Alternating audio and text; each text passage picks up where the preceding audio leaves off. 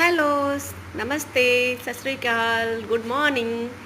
আজকে আমি একটা রেসিপি নিয়ে এসেছি নর্মাল তেল দিয়ে ফুলকপি আলুর সবজি করব। এবার আলুটাকে তেল দিয়ে তেলের মধ্যে ছেড়ে হালকা নড়াচড়া করে ভালো করে ভেজে নিলাম। তারপরে ওটাকে সরিয়ে নিয়ে ফুলকপিটাকে ওর মধ্যে দিলাম, দিয়ে এটাও নড়াচড়া করে একটু হালকা হালকা, আমার ছেলে খেতে ভালোবাসে তাই জন্য ব্রাউন করে নিয়ে ওটা ভেজে তুললাম।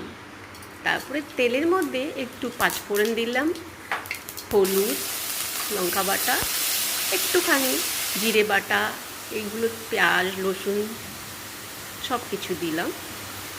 তার মধ্যে একটুখানি কাঁচা লঙ্কা উপর দিকে দিলাম। এবার স্বাদ অনুসার নুন দিয়েছি, তার মধ্যে জল দিয়ে এবার আলুটাকে আর ফুলকপিটাকে ওর মধ্যে দিয়ে দিলাম।